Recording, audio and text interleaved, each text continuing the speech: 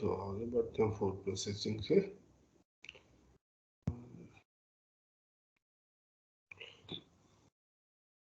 Agriculture.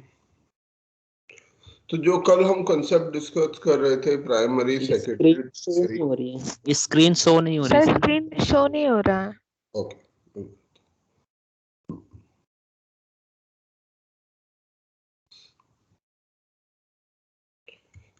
मैं आपको बोल रहा था कि कल हम लोगों ने जो बात की थी वो बहुत महत्वपूर्ण है इकोनॉमी के पॉइंट ऑफ व्यू से, इसलिए मैंने उस पर कुछ ज़्यादा समय भी दिया था कि आप लोगों को जो सेक्टोरल डिवीजन है वो समझ आए, कि वो बहुत महत्वपूर्ण है। बेसिक समझना, प्राइमरी सेकेंडरी टर्शियरी क्यों हम उनको इस्तेमाल करते हैं, क्या उनका महत्व है, जब हमारा विकास होगा तो उनका क्या रोल रहेगा। सबको क्लियर है वो? Hello? Yes sir, yes sir. ऐसा सर हो आप एक बार और थोड़ा ब्रीफ में बता दोगे? डाउट हो? Okay, thank you sir.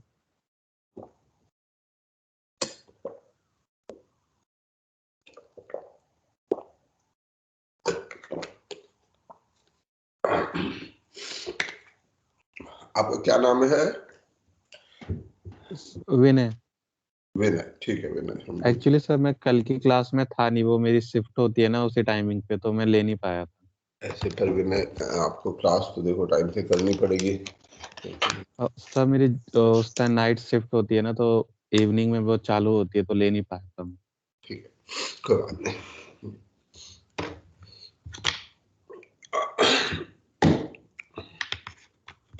हमें आर्थिक विकास के बेसिक प्रोसेस को, जैसे अर्थशास्त्र में समझा गया है मोटे मोटे तौर पर, उसको समझ लेना चाहिए। कल हमने उसे समझने की कोशिश की थी कि भाई आर्थिक विकास कैसे होता है। वैसे हमने ये चर्चा कई बार की है और ये मौलिक चर्चा है, बेसिक फंडामेंटल चर्चा है, क्योंकि जब तक हम विकास की अवधारणा को नहीं समझेंगे कि व्हाट इज डेवलपमेंट होता कैसे है, उसके बेसिक स्टेप्स क्या होते हैं, तब तक हम विकास को अचीव भी नहीं कर पाएंगे। हमारा अल्टीमेट उद्देश्य पढ़ने का, पढ़ाने का, है ना, क्या है कि हम अपने देश की ग्रोथ में कुछ कंट्रीब्यूट करें। एज ए सिविल सर्वेंट आप कंट्रीब्यूट करना चाहते हैं, एज एन इंडिविजुअल आप कंट्रीब्यूट करना चाहते हैं, तो आपको उसे विकास को समझना होगा। सबसे पहली चीज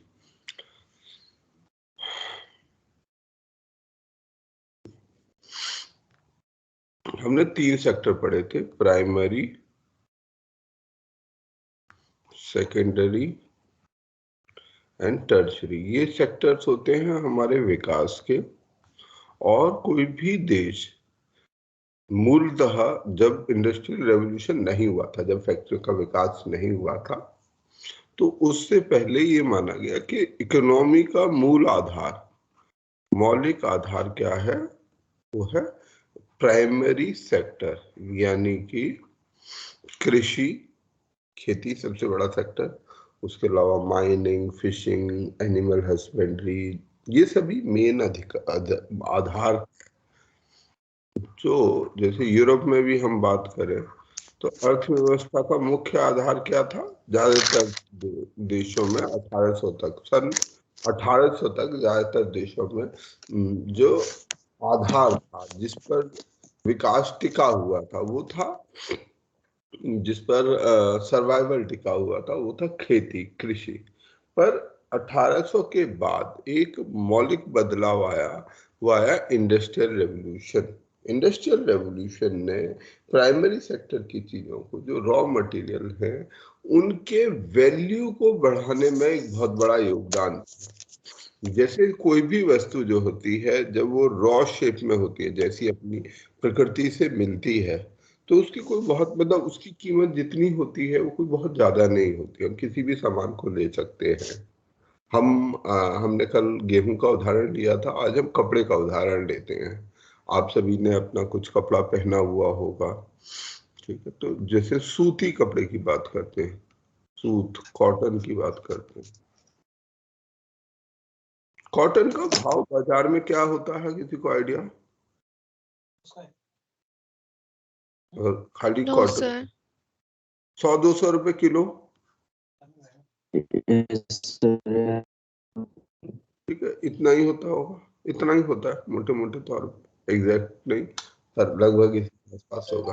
तो हम जो सूत लाते हैं, कपास जो होता है, जो कॉटन बेचा जाता है, जो फार्मर उसे उगाता है, तब वो क्या रेट बिकता है? 200 रुपए किलो।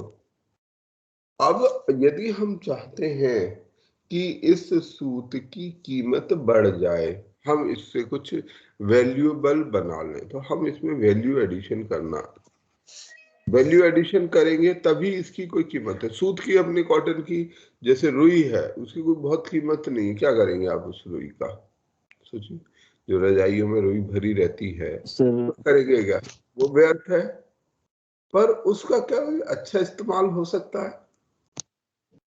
हमने ये सीखा कि यदि इस कॉटन को धागा बना दिया जाए, थ्रेड, और उस थ्रेड से कपड़ा बना दिया जाए, कपड़े को सिल दिया जाए, उससे कमीज बना दिया जाए, लेडीज सूट बना दिया जाए, साड़ी बना दिया जाए,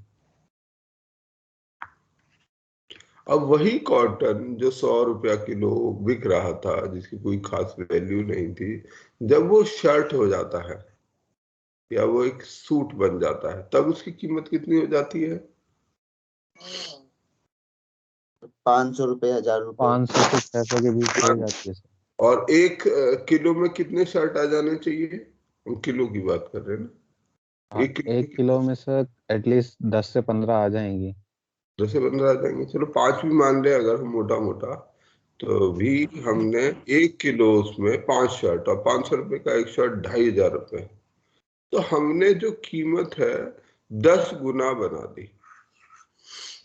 तो ये जो प्रोसेस है, मैन्युफैक्चरिंग प्रोसेस, जिसके कारण ये जो कॉटन था, इसका कीमत 10 गुना बढ़ गया। पहले जहां ये 200 रुपए किलो कॉटन था, अब वही कॉटन अब मोटा मोटा 10-12 गुना बढ़ चुका है, तो उसके वैल्यू में बहुत बड़ा इजाफा हुआ है। तो ये जो इजाफा करने का प्रोसेस है, ये हमारे इकोनॉमी को आगे बढ़ाने में बहुत बड़ी भूमिका निभा सकता है, बहुत बड़ी भूमिका निभाता है। और इसीलिए इस बात पर एम्फेसाइज किया जाता है कि हम प्राइमरी सेक्टर से आगे बढ़े, सेकेंडरी सेक्टर की ओर जाएं, और सेकेंडरी सेक्टर से आगे बढ़ के टर्शरी सेक्टर की ओर जाएं, क्योंकि हमें अपने लोगों को जो आज खाद्यान्न उगाने में लगे हुए हैं, उनको डाइवर्ट करके उनको और ज्यादा प्रोडक्टिव, क्योंकि सभी लोग अगर खेती करेंगे तो खेती के ऊपर प्रेशर है। कल हमने ये बात की थी कि कम से कम हमारे देश में लगभग कितने किसान होंगे, कितने ऐसे लोग हैं जो खेती से जुड़े हुए हैं? 75 करोड़। 75 नहीं, 55 करोड़, क्या 55? 55%। हाँ, तो लगभग 55%, शायद 77 करोड़ बन जाएगा अगर एग्जैक्टली बने, तो मोटा मोटा 77 करोड़ लोग हमारे देश में खेती पर निर्भर करते हैं अपने सर्वाइवल के लिए। उनका पेशा जो है, एम्प्लॉयमेंट, ये है 77 करोड़ लोगों का। परंतु खेती का जो आउटपुट होगा वो तो लगभग मोटा मोटा फिक्स ही रहेगा, उसमें हम एकदम क्रांतिकारी बदलाव नहीं कर सकते, और कर भी देंगे तो उसकी मांग में बदलाव नहीं कर सकते, क्योंकि खेती का जो प्रोडक्ट है, अगर डायरेक्ट कंजम्पशन के लिए इस्तेमाल हो रहा है, तो उसकी क्रांतिकारी परिवर्तन नहीं कर सकते। जितना हम गेहूं खाएंगे, आटा खाएंगे, उतना ही खा सकते हैं, बढ़ा नहीं सकते। उसकी डिमांड को हम चेंज नहीं कर सकते बहुत तेजी से। तो हमारे को ये पता है कि टोटल खेती हमें 100 रुपया देती है, और 77 करोड़ लोग उसमें काम कर रहे हैं, तो हर एक व्यक्ति के पास जो शेयर होगा वो बहुत कम होगा। अगर हम ये चाहते हैं कि इन लोगों का हिस्सा बढ़ जाए, तो यहाँ से हमें लोग कम करने होंगे, क्योंकि हम यहाँ नहीं बढ़ा सकते। ऊपर डिमांड हमारी मोटा मोटा तय है, हमें पता है कितने लोग खेती के सामान को कितना कंज्यूम करेंगे, जितना खा सकते हैं उतना ही खाएंगे हम, उससे ज्यादा नहीं खाएंगे। परंतु यदि हम इसके डिनोमिनेटर को, हमने कल बात की थी कि हम मान लीजिए 75 करोड़ लोग हैं, और 200 मीट्रिक टन अनाज उगाते हैं कुल मिला के, तो हमारा जो बेसिक वो है वो ये क्या हो जाता है कि हम लगभग 2.7 समथिंग जो है इतना पर पर्सन उत्पादन कर पाएंगे, अगर इनकम कर पाएंगे। अगर हम इस इनकम को, इस क्वांटिटी को बढ़ाना चाहते हैं और ये मानते हुए कि ये जो अमाउंट प्रोड्यूस्ड है ये लगभग बराबर ही रहने वाला है, अगर मैं इसे घटा देता हूँ, डिनोमिनेटर को घटा देता हूँ, तो ये मेरा जो इनकम है यहाँ 2.7 से 8 हो जाएगी, यानी 3 गुना मेरी इनकम बढ़ जाएगी। मैंने यहाँ 3 गुना कम लोग कम कर दिए तो मेरा ऊपर जो इनकम है वो 3 गुना बढ़ गया। बस मुझे ये जो लोग निकाले मैंने यहाँ से 50 करोड़ लोग, इनके लिए कुछ अल्टरनेटिव, कुछ बेहतर एम्प्लॉयमेंट ढूंढना होगा। तो यही हमारा कल की पूरी चर्चा थी जिस पर हमने बात की थी, कैसे प्राइमरी, फिर सेकेंडरी, और सेकेंडरी के बाद फिर tertiary. What is tertiary? Secondary और टर्शरी का क्या रिलेशन रहेगा? What is sir secondary manufacture करेगी और टर्शियरी उसको सर्विस करेगी, सर्विस देगी। सर्विस देगी, ठीक है। तो क्योंकि जैसे जैसे ये सेक्टर स्ट्रांग बनेगा, क्योंकि जब हमने 50 करोड़ लोग इधर ले आए तो फिर ये सेक्टर हमारा स्ट्रांग बनेगा, बहुत से लोग मैन्युफैक्चरिंग में जाएंगे, तरह तरीके के काम करेंगे। अब जब ये सेक्टर मजबूत होता है तो इसकी क्या क्या आवश्यकताएं होती है मैन्युफैक्चरिंग सेक्टर की? प्राइमरी की भी होती है, पर मैन्युफैक्चरिंग के कारण ये ज्यादा पैदा होती है। क्या क्या आवश्यकताएं होती हैं जो टर्शरी सेक्टर में कहलाती हैं?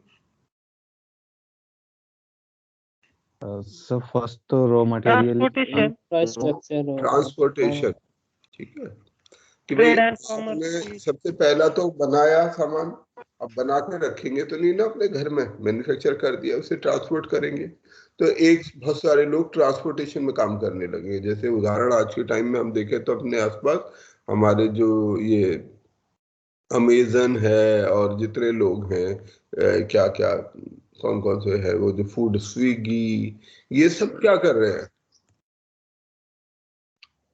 टर्शरी सेक्टर में काम करते हैं। हाँ, और कर क्या रहे हैं? मूलतः तो ये देखा जाए तो ट्रांसपोर्टेशन का तो काम। ट्रांसपोर्टेशन। स्विगी क्या काम करता है? स्विगी खाना तो बनाता नहीं है, जहां तक मुझे पता है कि वो खाना तो बनाता नहीं है, वो सिर्फ खाने को एक जगह से दूसरी जगह पहुंचवा देता है। अमेजन क्या काम करता है? ये जितने बड़े बड़े वो हैं, ये लोग क्या काम कर रहे हैं? ये लोग खाना तो नहीं बना रहे, ये चीजें बना तो नहीं रहे, ये एक जगह से दूसरी जगह आपको और कंज्यूमर को और सेलर को मिलवा रहे हैं, उनका सामान आप तक पहुंचवा रहे हैं। आपको ये सुविधा हो गई कि भाई आपका सामान घर बैठे पहुंच गया, उसको ये सुविधा हो गई घर बैठे उसका सामान चला गया, उसको उसके पैसे मिल गए, आपको आपकी चीज मिल गई, दोनों खुश। ये क्या हुआ? ये टर्शरी सेक्टर हो गया। तो अगर ये सेकेंडरी सेक्टर ना होता, सोचिए कोई कुछ मैन्युफैक्चर कर ही नहीं रहा होता, किसी के पास कोई सामान बेचने के लिए होता ही नहीं, तो क्या हमें इसकी आवश्यकता होती? कोई जरूरत ही नहीं थी। नो जब सर। सेलर ही नहीं है तो बायर की जरूरत क्या है? नहीं, जब हाँ सेलर नहीं है तो हम भेजेंगे क्या? फिर बैंकिंग सेक्टर, बैंकिंग की जरूरत क्यों है? कॉम्प्लेक्स हमने बैंकिंग सिस्टम बना रखा है सर मालूम करने के लिए सर। क्या करने के लिए? हाँ, को सेव करने के लिए ताकि चलता रहे। बैंकिंग हमें चाहिए क्योंकि भाई ये जो सेकेंडरी सेक्टर, हाँ, इस सेकेंडरी सेक्टर में पूंजी का बड़ी आवश्यकता होती है, पैसे का। लोगों को पैसा इसके में आता है, कुछ उन्हें पूंजी कभी चाहिए होती है, कभी लेनी होती है, कभी देनी होती है, कभी एक्स्ट्रा हो जाती है तो उसे संभाल के कहीं रखना होता है, क्योंकि सेकेंडरी सेक्टर निर्धारित आधारित किस पर होता है? प्रॉफिट पे, कि प्रॉफिट कमाएगा, इसी के लिए तो काम कर रहा था, उसने कैपिटल इन्वेस्टमेंट क्यों की थी? प्रॉफिट के लिए। जबकि प्राइमरी सेक्टर में प्रॉफिट इतना इंपॉर्टेंट नहीं होता, वहां पे सर्वाइवल इंपॉर्टेंट होता है। किसान खेती क्यों करता है? अगर आज से 100 साल पहले या 200 साल पहले, सब तो बेसिक उसका नीड्स पूरा करने के लिए। बेसिकली वो इसलिए करता था, इसलिए नहीं कि उसे जो है कोई उसे बेचना था। उसका मूल उद्देश्य ये था कि भाई घर में हमारे पास अनाज रहना चाहिए, साल भर खाने के लिए खाने पीने का इंतजाम रहना चाहिए। तो जो आमदनी का सोर्स था वो बस वही था, उसी को वो कंज्यूम कर लेता था। जब 20 बोरा पैदा हुआ तो 10 बोरा वो अपने लिए रख लेता था, फिर बाकी जो बच जाता था उसे बेच देता था। और उसका मूल उद्देश्य ये नहीं था कि वो इसलिए नहीं खेती करता था कि वो किसी को बेचेगा, वो इसलिए खेती करता था कि उसे वो अपने लिए 10 बोरी उगाना था। जब उसने 10 बोरी उगाने की कोशिश की तो पता चला वो तो 20 बोरी उग गया।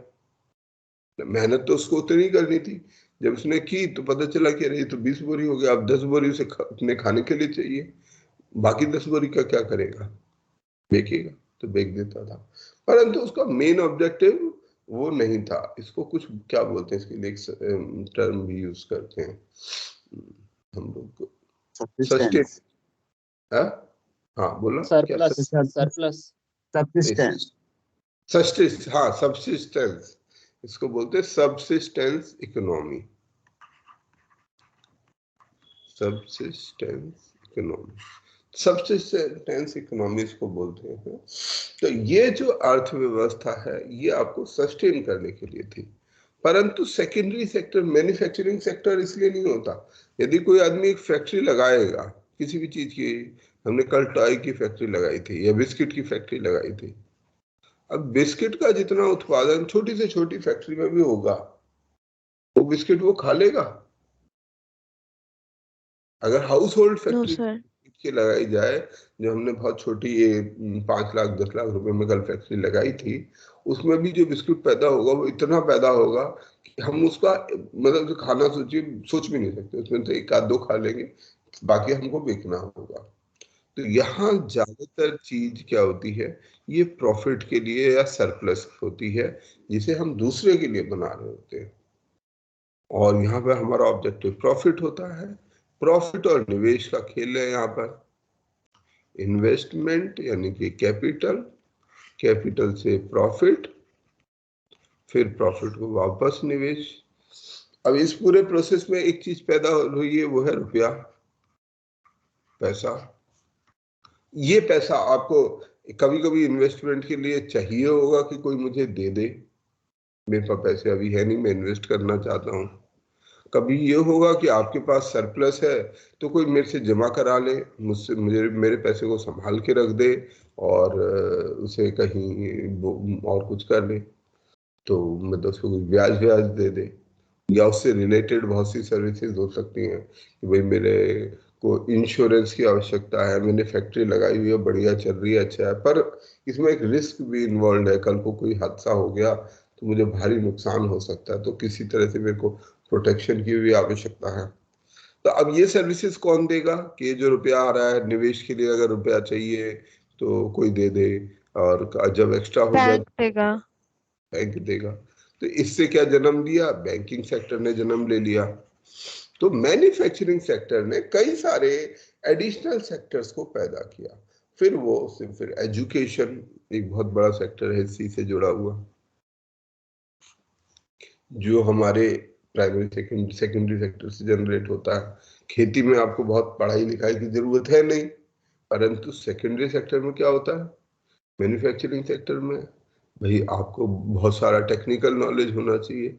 बिस्किट कैसे बनाया जाता है, बिस्किट की मशीन कैसे काम करती है, ठीक है, बिस्किट की मशीन कहाँ से आती है, उसको इंपोर्ट करने का प्रोसीजर क्या होगा, फिर उसका गणित रखना, उसका अकाउंट रखना, हिसाब किताब रखना कि भाई मैं बिस्किट कितने का बनाऊं, कितने का बेचूं, कितना बिस्किट बेचा, मैंने फायदा कमाया या लॉस कमाया। ये सब हमारे को अकाउंट की जरूरत पड़ती है। इसलिए हम बचपन से मैथ पढ़ते हैं, साइंस पढ़ते हैं ताकि हमें टेक्नोलॉजी का ज्ञान हो, भाषा पढ़ते हैं ताकि हम कम्युनिकेट कर सकें जो भी स्टेक होल्डर्स हैं। तो इस प्रकार से जो एजुकेशन है वो बहुत महत्वपूर्ण बन जाता है। मैन्युफैक्चरिंग सेक्टर के लिए, सेकेंडरी सेक्टर के लिए। तो ये इसी कारण से जितने ये सेकेंडरी सेक्टर के बाद टर्शरी सेक्टर पैदा होने लगे, तो टर्शरी सेक्टर धीरे धीरे, तो अब टर्शरी सेक्टर एक तरीके से विकास की, विकसित होने की एक हाईएस्ट वो हो जाते हैं कि आप फिर उसी सेक्टर में फोकस करते हैं। ठीक है, कि वहां से जो लोग ट्रेन होके आएंगे वो तमाम तरीके के अच्छे अच्छे काम करेंगे। ठीक है, तो ये हमारा विकास है जो हमें जिसकी आवश्यकता होती है। ठीक है, ये यहाँ तक मेरे ख्याल से इस पर हमने अच्छी तरीके से चर्चा की है, और अब आप लोगों को ये समझ आना चाहिए अगर आपने इसे ध्यान से सुना है तो। अगर हम अपनी अर्थव्यवस्था, सर, और हाँ जी बोलो सर एक टर्म था मेगा फूड पार्क्स, वो क्या होता है? Mega food park. अब देखो, हमने कल पूरा दिन चर्चा, कल और आज भी अभी तक हमने चर्चा की कि हमें जो है इसकी मैन्युफैक्चरिंग की जरूरत है, सेकेंडरी सेक्टर को मजबूत करने की जरूरत है।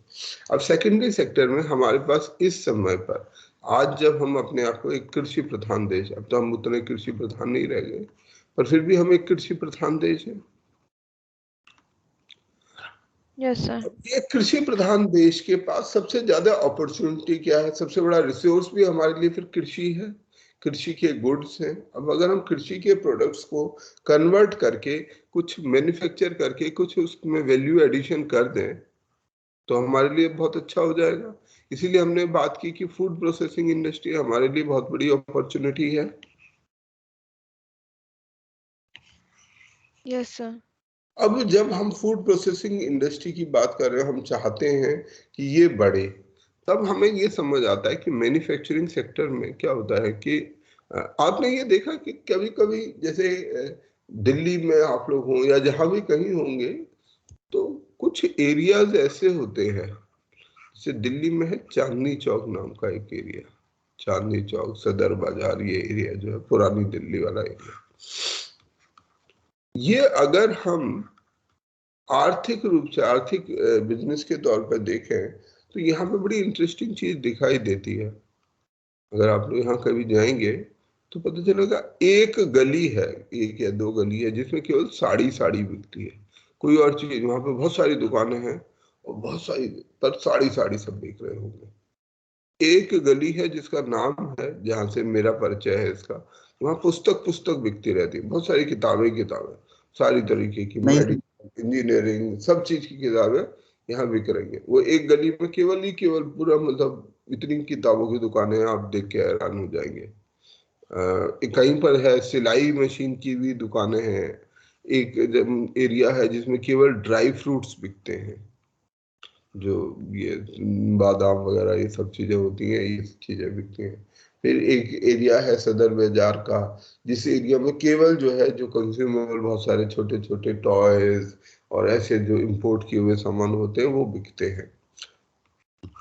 अब ये जो सेक्टोरल अप्रोच होती है, इससे क्या फायदा है? क्या क्या फायदा है कि हमने सारी जो दुकानें हैं एक जगह कर दी। किताबों की बात कर लेते हैं, हम लोग सभी लोग किताबों में इंटरेस्टेड हैं। किताबों के लिए नई सड़क होने की क्या जरूरत है कि पूरे, वहां पर मुझे नहीं लगता कि 100 दुकानों से कम होंगी, शायद इससे भी ज्यादा हो, और बहुत बड़ी बड़ी दुकानें हैं, उसमें पता नहीं कौन कौन सी तरह की किताबें, 100 भी शायद कम बता रहा हूँ, 500 भी हो तो बहुत कम है। वहां पर पटरी पर भी लोग किताबें ही बेचते हैं। क्यों ये किताबें एक जगह बेचने की जरूरत है? कोई फायदा है इससे? अपने अपने लोकेलिटी में बेचने तो क्या दिक्कत है? सर पहुंच फायदा है होगा सर सर वहां इससे। तक। सर इससे होगा जो मतलब कोई बुक हमको कोई भी बुक का रिक्वायरमेंट है, जो एक एक बुक दुकान शॉप पे वहां नहीं मिला तो फिर दूसरे के लिए, अगर दूसरा बुक शॉप जो है बहुत दूर है फिर वहां जाना पड़ेगा। और एक जगह होने का मतलब जो एक ही जगह हम जाएंगे जहाँ हम जो मेरा रिक्वायरमेंट बुक है वो मिल जाएगा इजीली, और कम टाइम भी लगेगा। बहुत अच्छा, चलो फिर हम मेरी बात को, मेरे पॉइंट को बहुत ही कम शब्दों में क्लिंच कर दिया। यही इसका फायदा होता है कि जब क्लस्टर बन जाता है, जब क्लस्टर एक जगह गढ़ बन जाता है, जैसे हम कहते हैं ना, गढ़ बन गया है।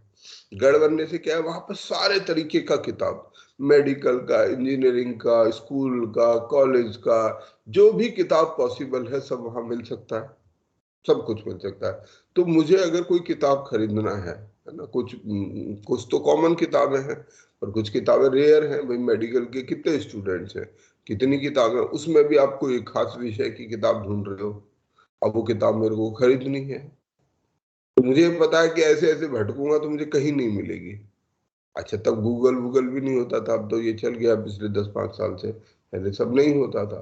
पहले हम खुद ही अपने गूगल थे, तो खुद जाके उसे गूगल करना होता था।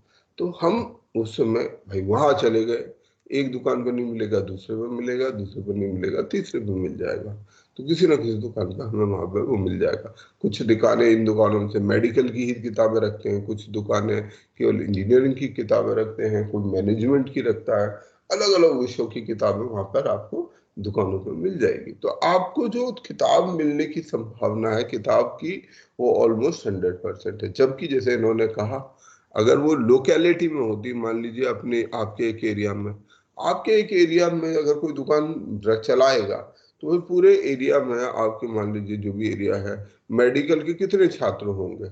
10 छात्र शायद नहीं होंगे जो मेडिकल की पढ़ाई कर रहे होंगे।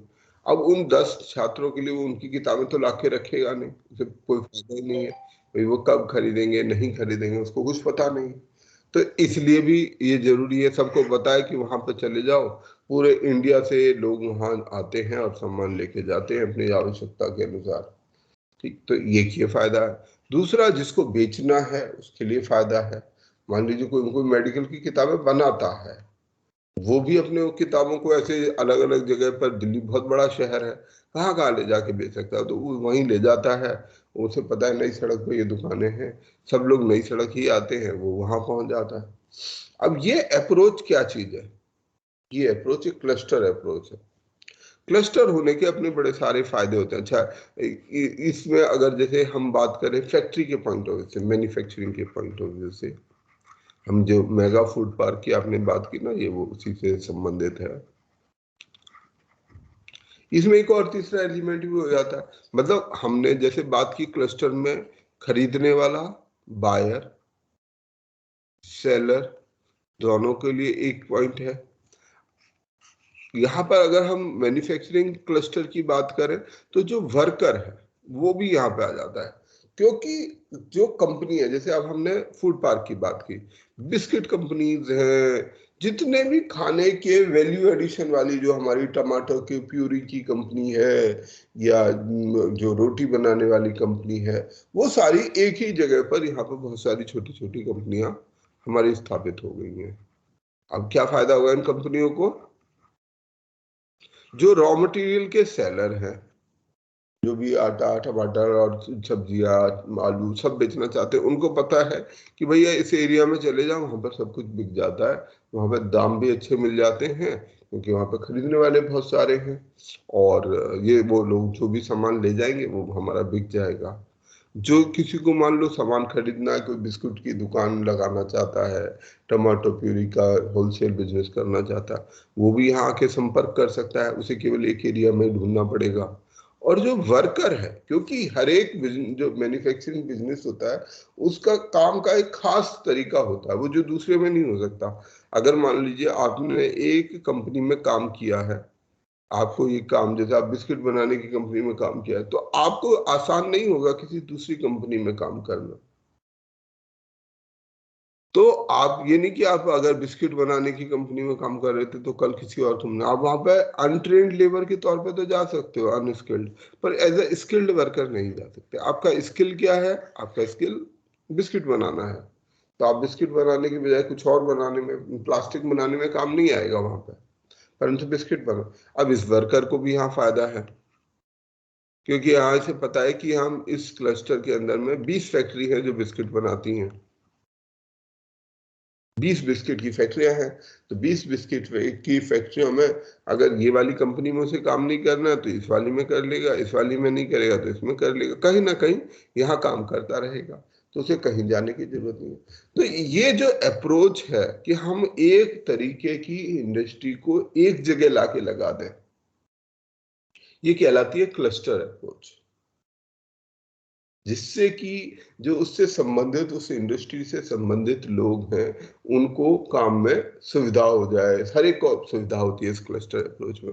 वही क्लस्टर अप्रोच अगर फूड प्रोसेसिंग के संबंध में बात की जाए तो वो कहलाती है मेगा फूड पार्क।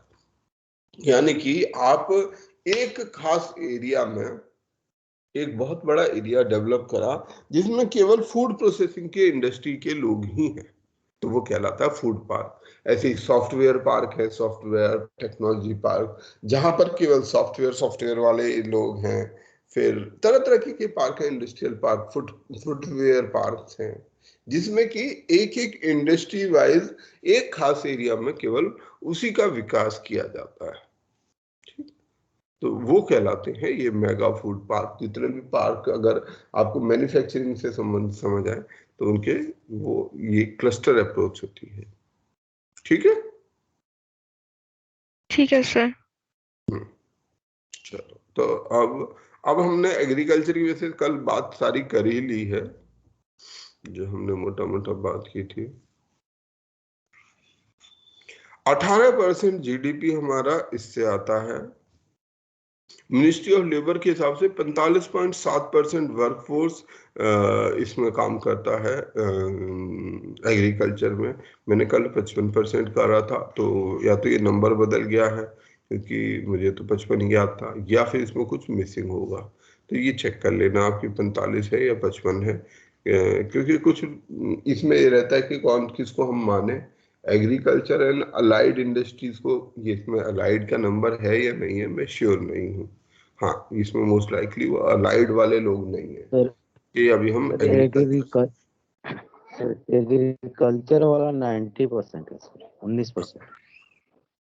एग्रीकल्चर में ये जो नंबर है इसमें अलाइड सेक्टर को और जोड़ लें। एग्रीकल्चर के अलाइड सेक्टर कौन कौन से हैं? प्राइमरी सेक्टर में एग्रीकल्चर के अलावा और कौन कौन से सेक्टर आ जाते हैं?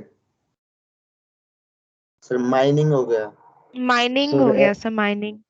और हेल्थ सेक्टर, एनिमल हस्बेंड्री हो गया। Health is the tertiary sector, में केवल प्राइमरी सेक्टर्स की बात कर रहा हूँ। एनिमल हस्बेंड्री हो गया sir. Animal husbandry, very good. Farming हो गई। हाँ, वही हो गया उसी के अंदर। और फिशिंग हो गया, यस सर। है ना। बी जो मधुमक्खी पालन है, पोल्ट्री है, ये सब इसके अलाइड। सर एक वानिकी होता है सर, वानिकी फॉरेस्ट्री, वो भी इसी में जोड़ा जा सकता है, बिल्कुल, वानिकी। तो ये सारे लोग मिलकर खेती या प्राइमरी सेक्टर में काम करते हैं। हमारे देश में ग्रीन रेवोल्यूशन 70s में आया, जिसके कारण जो है हाई यील्डिंग वैरायटी, हमारे देश में जो ग्रीन रेवोल्यूशन आया उसमें सबसे महत्वपूर्ण योगदान किसका था? हाई डॉक्टर एम स्वामीनाथन। और हाई यील्डिंग वैरायटीज का। ठीक है, हाई यील्डिंग वैरायटीज क्या होती हैं? सर सीड्स होते हैं ये सर, जो हाई यील्ड पैदा सर करते हैं। ड्वार्फ सीड होता है, ये ज्यादा प्रोडक्शन देता है, ज्यादा पैदावार देता है। ठीक है, तो ये हमारे पैदावार को इसने बढ़ाया, और 70s के बाद से धीरे धीरे हमारे देश में जो फूड क्राइसिस था, फूड सिचुएशन, वो बेहतर होती गई। हमारे देश की जो पैदावार है फूड ग्रेन की करीब 280 मिलियन टन है। हमारे देश की बड़ी जनसंख्या इस पर निर्भर करती है। हमारा जो एक्सटर्नल डिमांड है वो करीब 15 देशों को हम एक्सपोर्ट करते हैं। 17%, 16.5% का इस एरिया में ग्रोथ है। ठीक है, हमारे जो अर्बन पॉपुलेशन है उसमें जैसे जैसे लाइफस्टाइल बदल रहा है, खेती में आज के समय में डाइवर्सिफिकेशन एक महत्वपूर्ण चीज हो गई है। अलग अलग चीजें लोग उगा रहे हैं, क्योंकि जीवन शैली बदलने के साथ साथ क्या है कि हम जो फूड ग्रेन में अनाज कम खा रहे हैं, हम अदर चीजें जैसे पल्सेस, दालें, फ्रूट्स, वेजिटेबल, लाइव स्टॉक, इनकी आवश्यकता, दूध, इनकी आवश्यकता बढ़ती जा रही है। इसमें कई सारी अपॉर्चुनिटीज हैं जिसमें बायोटेक्नोलॉजी का विशेष योगदान हो सकता है, जैसे जीएम क्रॉप्स, हाइब्रिड सीड और फर्टिलाइजर। जीएम क्रॉप क्या होती है? Genetically modified crops. इसके बाद जो हमारी खेती में आवश्यकता किस चीज की है? इंफ्रास्ट्रक्चर डेवलपमेंट की। हमें बहुत जरूरत है कि हम इंफ्रास्ट्रक्चर को डेवलप करें। इंफ्रास्ट्रक्चर क्या डेवलप करें? Cold storage, logistic. क्योंकि हम अगर खेती को मजबूत करना चाहते हैं तो ये खेती से जुड़ा नहीं है। कोल्ड स्टोरेज का खेती में क्या योगदान है? स्टोर करने के लिए। वैसे तो कुछ स्टोर भी नहीं है करने सर, के लिए बट वहां पे पेरिशेबल आइटम्स। पेरिसेबल आइटम को रखने के लिए अगर हमने अनाज उगाया और अनाज जो है हमें स्टोर भी तो करना है। फूड है, उसे उगा तो लिया, खान आलू बना तो दिया। अब आलू को अगर आप स्टोर नहीं करोगे तो खराब हो जाएगा, तो उसके लिए कोल्ड स्टोर की जरूरत है। लॉजिस्टिक्स की जरूरत है, आपके पास गाड़ी घोड़ा सामान होना चाहिए। ऐसे ट्रक्स होने चाहिए, जैसे आप टमाटर की बात करते हैं या मीट की बात करते हैं। इसके प्रोडक्शन में क्या चैलेंज है सबसे बड़ा? जितनी सर ये वेजिटेबल। जल्दी खराब हो जाता है। अब इसके लिए सॉल्यूशन क्या होना चाहिए? हमारे देश में जैसे स्टोरेज। रेफ्रिजरेटेड ट्रक्स बहुत कम है। ट्रक्स तो हैं, पर ऐसे ट्रक्स जो देश में गर्मी पड़ती है, अलग अलग वेदर कंडीशंस हैं, तो हमारे देश में फ्रिज कम है। तो हमने खेत में तो सामान ले लिया, फ्रेश लिया, परंतु जब तक वो पहुंचेगा जहाँ से, जैसे मान लीजिए वेस्ट से, नासिक से, महाराष्ट्र से हम सब्जियां आ रही हैं, साउथ इंडिया से सब्जियां आ रही हैं नॉर्थ में, दिल्ली में, तो आने में ट्रक को ही 2-3 दिन समय लगता है। अब 2-3 दिन समय के अंदर में वो जो सब्जियां हैं उनकी क्वालिटी कहीं ना कहीं सफर करेगी। हो सकता है आप कोल्ड स्टोरेज तक पहुंचाने तक में उसमें समय लगेगा, तो उसकी क्वालिटी डिटोरिएट करेगी। तो हमारे देश में ये एक लॉजिस्टिक का भी एक इशू है कि हमारे पास लॉजिस्टिक के जो सफिशिएंट साधन होने चाहिए वो नहीं है।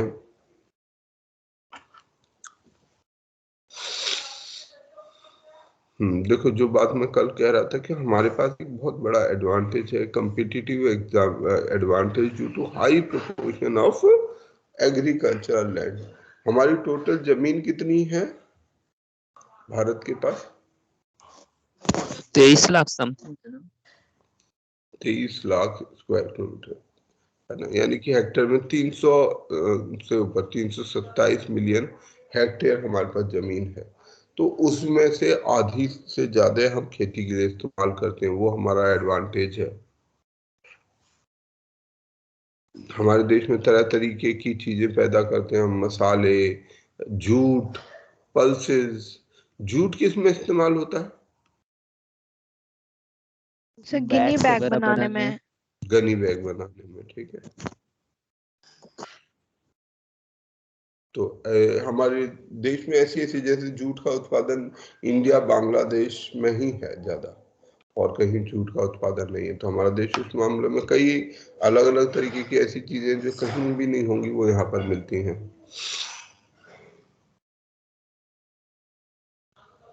अब हमारे जो इंडियन एग्रीकल्चर में क्या क्या इश्यूज हैं, क्या क्या चैलेंजेस हैं हमारे पास?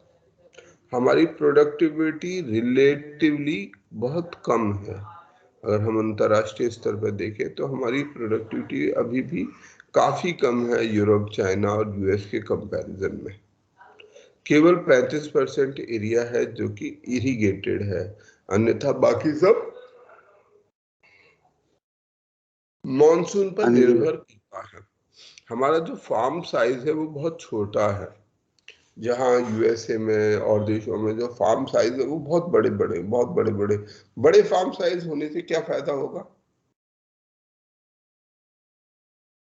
सर उसका यील्ड सर ज्यादा होगा सर। प्रोडक्शन अच्छा होगा। क्यों? सब एक ही टाइम में बल्क में फार्मिंग करते हैं। मतलब कैसे कैसे? मुझे, अब हम लोग तो खेती से डायरेक्टली जुड़े हुए हैं, तो अगर मैं ये पूछूं क्या फार्मिंग भी करते हैं। है? मिक्स्ड फार्मिंग भी करते हैं वो। सर जो एडवांस टेक्नोलॉजीज हैं उसको यूज करने में आसान रहेगा। हाँ, जो आसान, जो मैकेनाइज्ड एग्रीकल्चर है। अब हमने कल बात की थी कि जितना अनाज हम पैदा करते हैं 75 करोड़ 77 करोड़ लोग, वो 5 करोड़ लोग ही कर लेते हैं।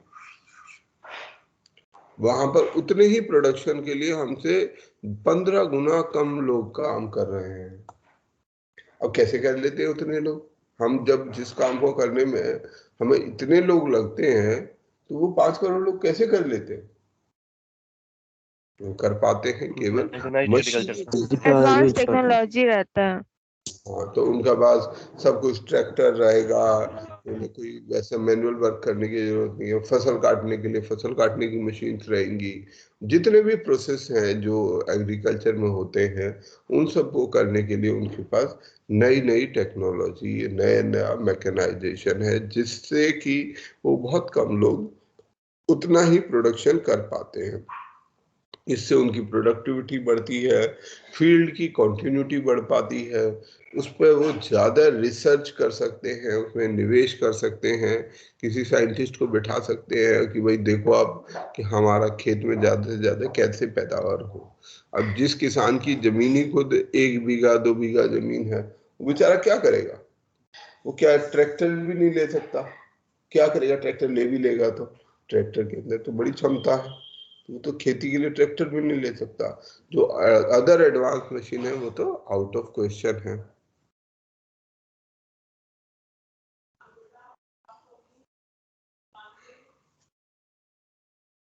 एक और चैलेंज है कि जो फार्मर है, जो हमारी नीतियां हैं, ओवरऑल जो नीति है गवर्नमेंट की, वो कंज्यूमर सेंट्रिक नीति ज्यादा है, नॉट फार्मर सेंट्रिक नीति।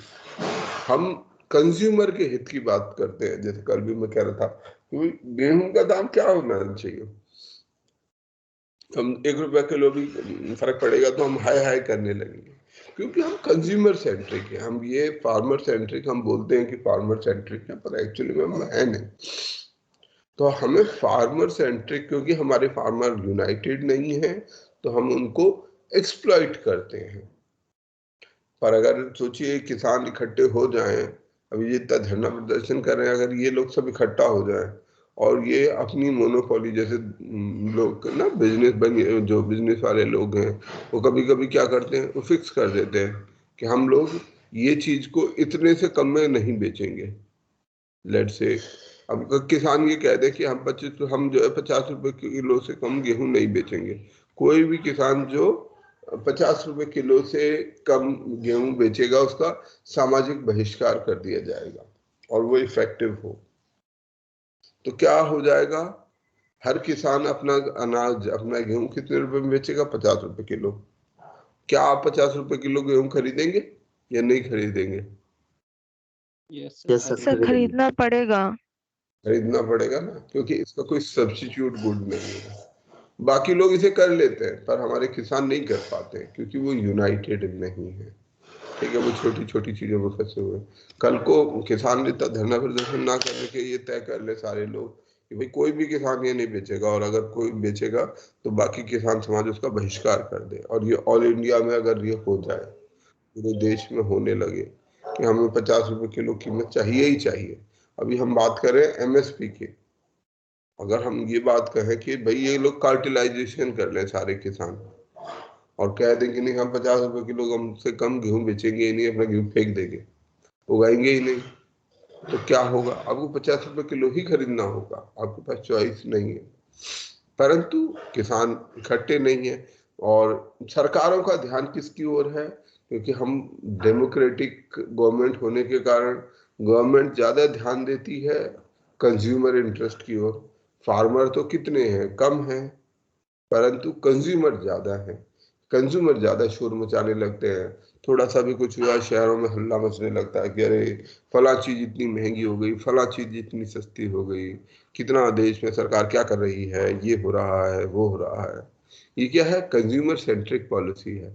और कंज्यूमर क्योंकि वोटर भी है, इसलिए सरकार भी सोचती है कि अरे इसे खुश रखो। फार्मर का क्या, फार्मर तो कम है, बट हर कोई कंज्यूमर जरूर है। तो ये भी एक कारण है।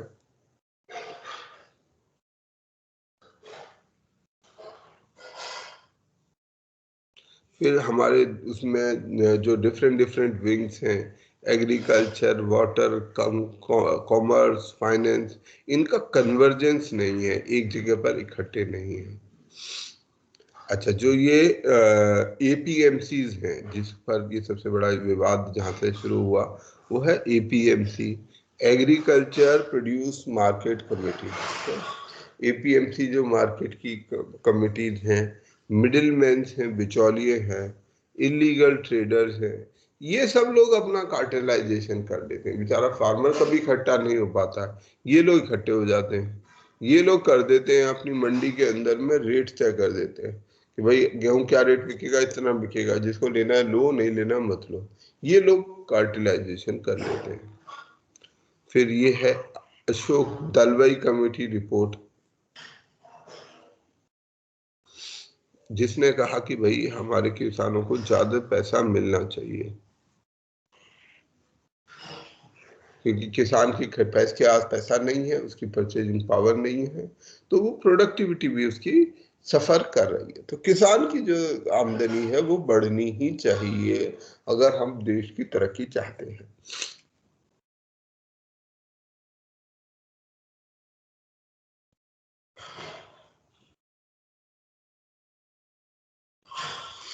अच्छा, इसके अलावा ग्रीन रेवोल्यूशन जो की अच्छी शुरुआत थी, अब उसके कुछ कुछ साइड इफेक्ट भी दिखाई देने लगे हैं। सॉइल खराब हो रहा है, फर्टिलाइजर का एक्सेसिव यूज है, हमारे जो सीड है, हमारी जो सीड की क्वालिटी है उसको रिप्लेस करने की क्षमता हमारे किसान की कम होती है। मतलब किसान जो हर साल से एक अच्छी क्वालिटी का बीज लेना चाहिए, वो बीज खरीदने की क्षमता नहीं रखता, तो वो सफर करता है। उसके अलावा जैसे अभी फर्टिलाइजर को लेके काफी क्राइसिस हुआ कि फर्टिलाइजर उपलब्ध नहीं था बाजार में, तो ऐसे कई चैलेंजेस हमारे फार्मर्स को झेलने पड़ते हैं। हमारा एग्रीकल्चर पुअरली मैकेनाइज्ड है, मशीनीकरण बहुत कम है, जिससे प्रोडक्टिविटी कम होती है। और जो लोग लगे हुए हैं, जो 77 करोड़ लोग, आज हम कह रहे हैं कि 77 करोड़ लोग प्राइमरी सेक्टर में लगे हुए हैं, इन 77 करोड़ की आवश्यकता है एग्रीकल्चर में? No sir. No sir. इनमें बड़े आराम से जो है बहुत सारे लोग, कम से कम 50 करोड़ लोग बड़े आराम से यहाँ से निकल सकते हैं और कोई फर्क नहीं पड़ेगा। उतना ही काम होगा जहाँ एक आदमी की आवश्यकता है, हमने 3 आदमी लगा रखे हैं, तो वो पूरे टाइम जो है ठीक है थोड़ा बहुत काम करते हैं। तो एक प्रकार का जो क्रोनिक अनएम्प्लॉयमेंट है वो इसके कारण बना हुआ है। फिर हमारे किसान के पास जो मनी है ना, बैंकिंग सर्विस उपलब्ध नहीं है, आज भी उसको साहूकारों से पैसा लेना पड़ता है। हम लोगों ने एक दिन क्लास में भी बात की थी, किसी ने बताया था कि 10% सैकड़ा, 10 रुपया सैकड़ा भी ब्याज देना पड़ता है। और 10 रुपये सैकड़ा का मतलब हो गया 120% का ब्याज। तो आपने इस साल मतलब आज 10,000 रुपया लिया है, साल के अंत तक आपको 120% यानी कि 12,000 रुपया तो केवल ब्याज ही ब्याज देना पड़ेगा। तो किसी किसान को मजबूरी बस 10,000 रुपया लेना पड़ा, कितना ब्याज देना पड़ेगा? 12,000। 10 रुपये सैकड़े का ये मतलब होता है। और जबकि अगर अब बैंक से लेंगे तो बैंक अगर 12% का ब्याज देगी यानी 10 गुना, तो आपको कुल 1,200 रुपये ब्याज देना है। इतना फर्क है, 10 गुने से ज्यादा जो ये व्यापारी वर्ग, मतलब जो मनी लेंडर वर्ग है, वो ब्याज उस पर लगा देता है। MSP का इशू है कि MSP हमारे किसान लंबे समय से मांग रहे हैं, उनको वो नहीं मिल पा रहा है।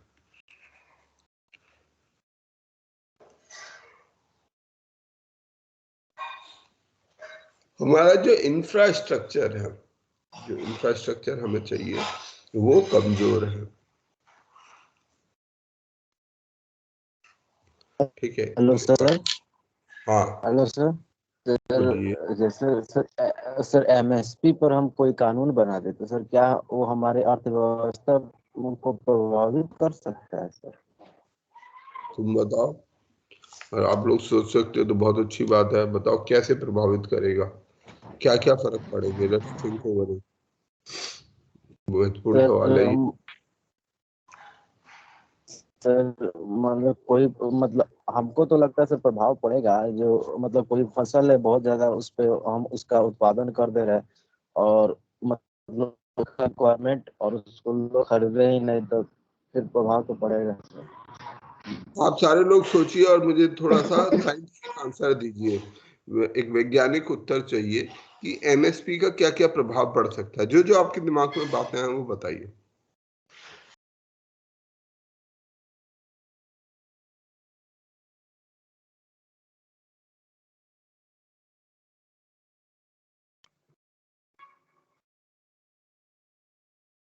बोलिए। सर क्रॉप डाइवर्सिफिकेशन कम होगा पहला। हाँ ये एग्जैक्टली यही होगा फिर। मतलब जिसकी एमएसपी ज्यादा होगी तो जो फार्मर्स होंगे उसी की फार्मिंग की तरफ ज्यादा भागेंगे, वो सोचेंगे इसका हमें ज्यादा अमाउंट मिलेगा तो हम इसी की करते हैं। और उसके कारण से वो ज्यादातर वेस्टेज ही होगा फिर, क्योंकि उतने कंज्यूमर नहीं हो पाएंगे जितना हम वहाँ पे प्रोडक्शन कर देंगे वो एमएसपी के चक्कर में। ठीक है, तो एक तो इम्पोर्टेंट चीज आपने से बताई कि क्रॉप डाइवर्सिफिकेशन कम हो जाएगा। ठीक है, और बताओ।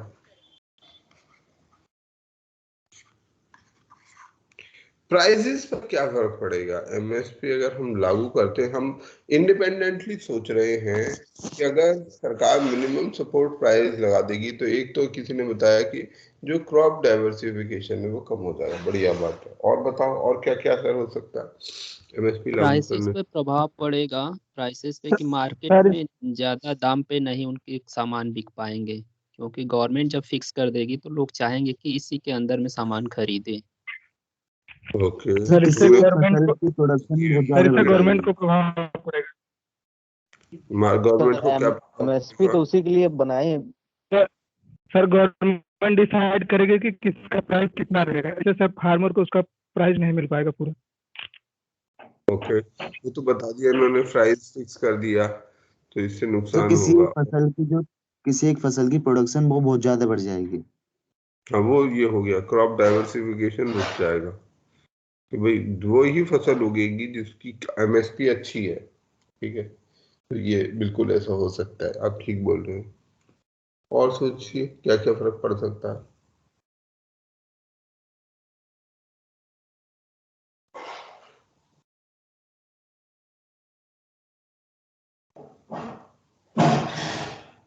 हम्म। तो सप्लाई बढ़ेगी तो उसका डिमांड कम हो जाएगा। सप्लाई क्यों बढ़ेगी? सर जब सप्लाई। लोग एक चीज ही उगाएंगे तो मार्केट में उसकी सप्लाई ज्यादा होगी। वेरी करेक्ट, बहुत बढ़िया, ये अच्छी बात है, इन्होंने बहुत बढ़िया बात बताई कि अगर सप्लाई मतलब आवश्यकता से ज्यादा बढ़ेगी तो ये भी एक फर्क हो सकता है। क्रॉप डाइवर्सिफिकेशन तो एक बात हो गई, पर अगर सप्लाई हमने किसी एक चीज की बढ़ा दी। एक सेकेंड पीयूष, तुम आज लेट आना थोड़ा सा। हेलो।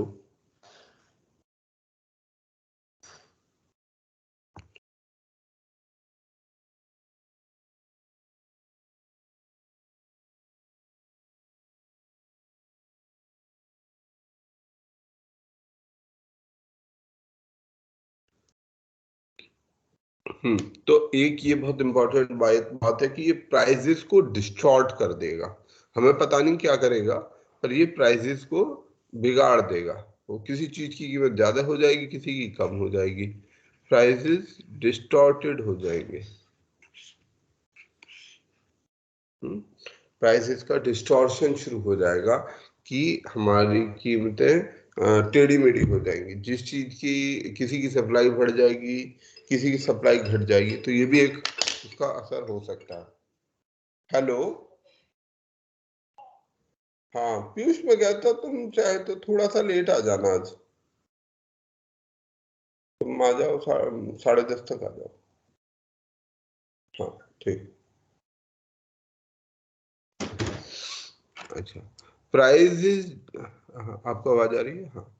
प्राइजेस डिस्टॉर्ट हो जाएंगे, हमारे प्राइजेस टेढ़े मेढ़े हो जाएंगे, किसी की सप्लाई बढ़ जाएगी, किसी की सप्लाई घट भी सकती है, इसका उल्टा भी हो सकता है ना। एमएसपी अगर रहेगा, मान लीजिए एमएसपी सफिशिएंट नहीं है, तो वो फर्क पड़ सकता है। तो एमएसपी, हाँ मतलब एमएसपी के अपने कुछ फायदे, अपने कुछ नुकसान हैं। तो फिर क्या एमएसपी मिलना चाहिए किसानों को?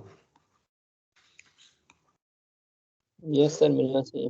यस सर, मिलना तो चाहिए, चाहिए।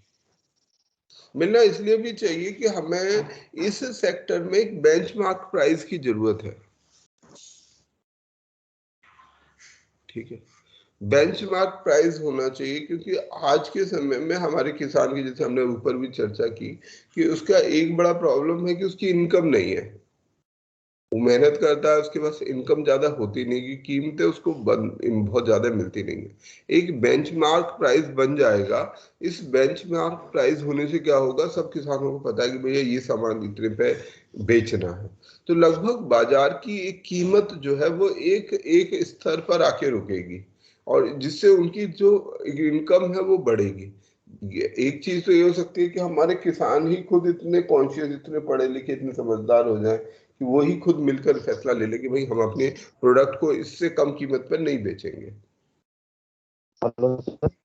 ठीक है, परंतु अगर ऐसा नहीं हो पा रहा तो एमएसपी एक अच्छा अल्टरनेटिव हो सकता है, क्योंकि आज के समय में जो मांग है, किसान क्या मांग कर रहे हैं, एमएसपी का जो बेसलाइन, एमएसपी कैसे डिसाइड होगी,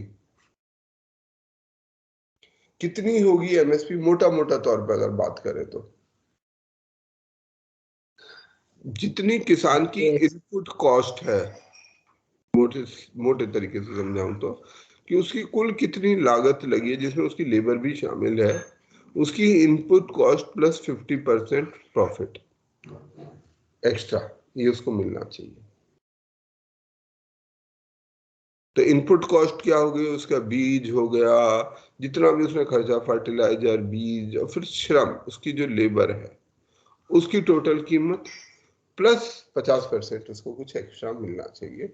ये एक बेसिक फॉर्मूला इसके लिए प्रपोज्ड है, जो कि लुक्स डिसेंट, कि भाई किसी भी काम को करने के लिए अगर आप उसे वायबल बनाना चाहते हो, अगर हम ये एमएसपी या कोई ऐसा बेंचमार्क प्राइस नहीं रखते हैं तो क्या दिक्कत हो सकती है हमारे लिए? अगर हम ये सब नहीं करते हैं और जैसे हम चल रहा है सिस्टम को चलने देते हैं, तो इससे नुकसान क्या है? तो जैसे पहले वाली फार्मर सेंचुरी में एग्रीकल्चर होता था करना कि छोड़ देंगे ना।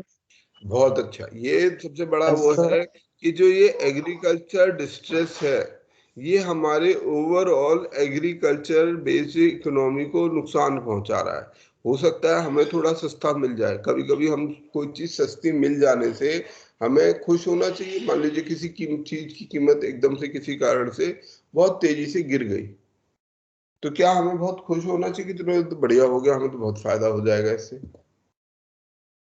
नहीं सर। हाँ, कीमतें कम होना भी नुकसानदायक होता है।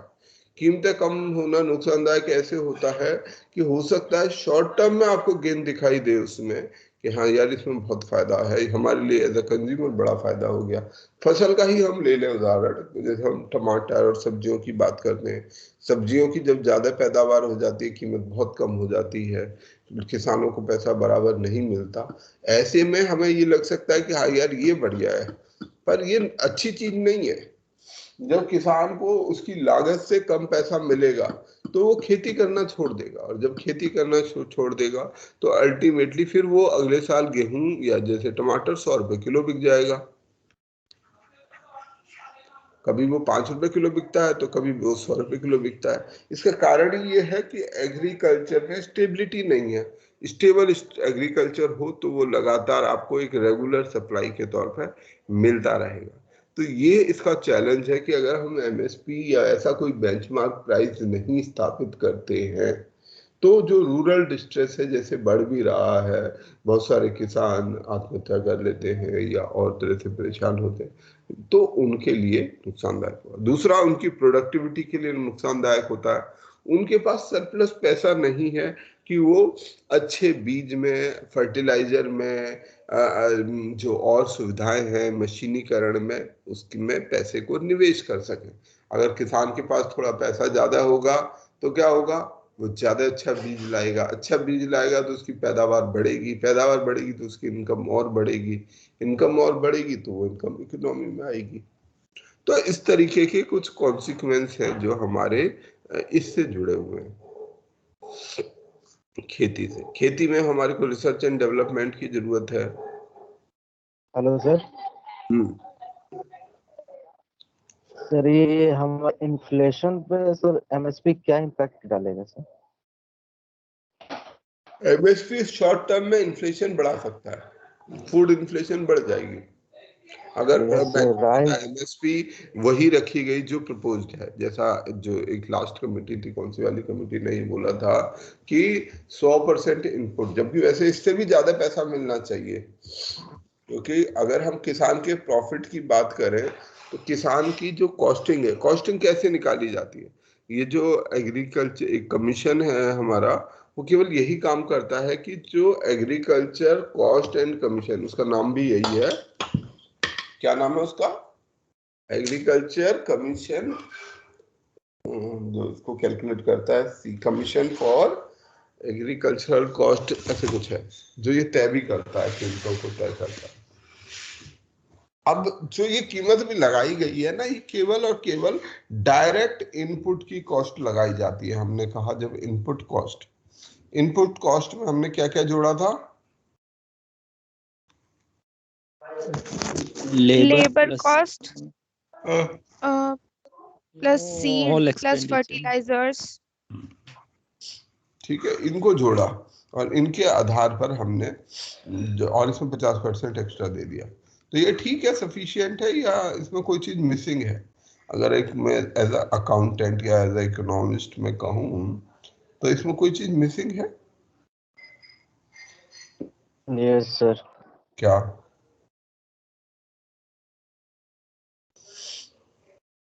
सर क्योंकि यहाँ पे सर वहाँ पे उनका कोई गाड़ी वगैरह भी यूज करेंगे ना सर, मतलब फसल को लगाने में। चलो वो तो इसमें जोड़ लेते हैं, अगर मान लो ट्रैक्टर वगैरह यूज किया वो तो जोड़ा हुआ है। इसमें एक इम्पोर्टेंट इनपुट नहीं जोड़ा जाता, वो है लैंड कॉस्ट या रेंट। Yes sir. भाई हमारे जो खेत है, खेत की भी तो अपनी एक कीमत है, उसकी भी तो रेंट है। मान लीजिए वो उस खेत को अगर किराए पे दे देता तो उसको कुछ आमदनी हो जाती, किसी को दे देता कि भाई तुम उगाओ। सर ये जोड़ा जाता है सर लैंड कॉस्ट सर जोड़ा जाता है सर, जो बटोहिया वगैरह खेत एक दूसरे का लेते हैं सर, उसमें वो लोग जोड़ते हैं सर। नहीं, मैं उसमें जोड़ने की बात नहीं कर रहा हूँ, मैं एमएसपी कैलकुलेशन में जोड़ने की बात कर रहा हूँ। तो एमएसपी कैलकुलेशन में इस चीज को, इसका एक क्रिटिसिज्म ये है भी कि ये एमएसपी भी सफिशिएंट नहीं है, जो फॉर्मूला है, पर वैसे तो अभी इसको भी नहीं दिया जा रहा, परंतु ये भी इनएडिक्वेट है इसमें, क्योंकि जो लैंड की जो कैपिटल इन्वेस्टमेंट की कॉस्ट है उसको नहीं जोड़ा जाता। पर खैर अभी तो ये हमारे आउट ऑफ क्वेश्चन है, ये तो बाद के भविष्य की बात है। आज किसान को केवल ये आवश्यकता है कि भाई उसको ये कीमत तो मिलनी चाहिए। हम किसी भी लिहाज से देखें तो ये बिल्कुल जायज कीमत है। भाई जो आदमी अपनी जेब से बीज खरीदता है, फर्टिलाइजर खरीदता है, उसको उतना पैसा तो मिल ही जाना चाहिए ना जितना उसमें लगाया है। अगर वो यहाँ काम ना करके कहीं मजदूरी करता तो उसको मिनिमम वेजेस के हिसाब से भी जो वेतन मिलता वो तो मिल जाए उसको।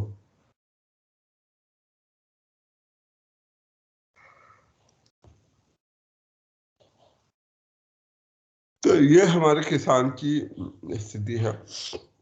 किसान से संबंधित जो जो स्कीम या जो जो महत्वपूर्ण चीजें हुई हैं उसमें एक तो ये है प्रधानमंत्री कृषि सिंचाई योजना। अभी हम इसको बाद में पढ़ेंगे कि कैसे कृषि के लिए एक प्रधानमंत्री कृषि सिंचाई योजना बनाई गई है। एक और है ये हर खेत को पानी, ठीक है, हर खेत को पानी की, हर एक खेत को पानी मिलना चाहिए, ये स्कीम लाई गई। जो इफेक्टिव यूज ऑफ इनपुट और ओवर यूज को कम करने की कोशिश करना, जैसे फर्टिलाइजर है, किसान हमारे बहुत ज्यादा पढ़े लिखे नहीं हैं, तो फर्टिलाइजर का कई तरीके से वो होता था।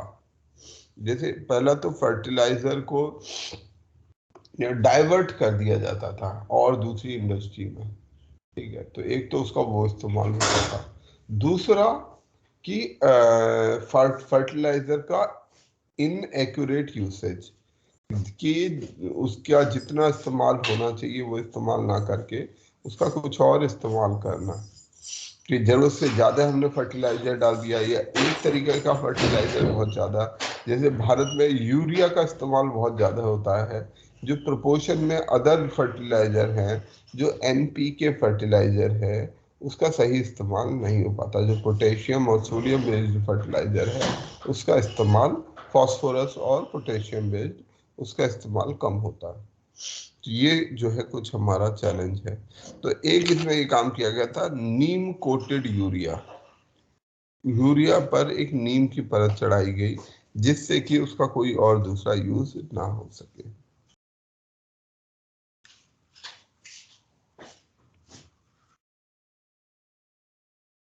लैंड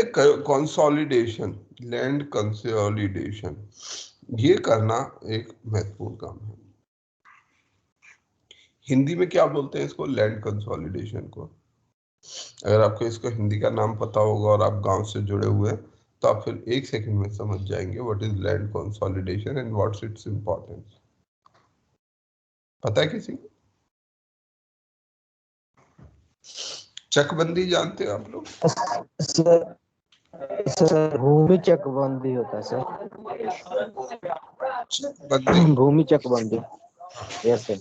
चकबंदी जो होती है, चकबंदी क्या होती है सर? चकबंदी सर वह विधि है जिसके द्वारा व्यक्तिगत खेती को टुकड़ों में विभक्त होने से मतलब रोका या संचित किया जाता है सर। सही। ये इसका फायदा ये है, चकबंदी जिन लोगों को ना पता हो, कि हमारे जो किसान होता है, जैसे मान लीजिए ये एक पूरा गांव है, यहाँ लोगों के घर हैं और ये बाकी सब चारों तरफ खेत हैं लोगों के।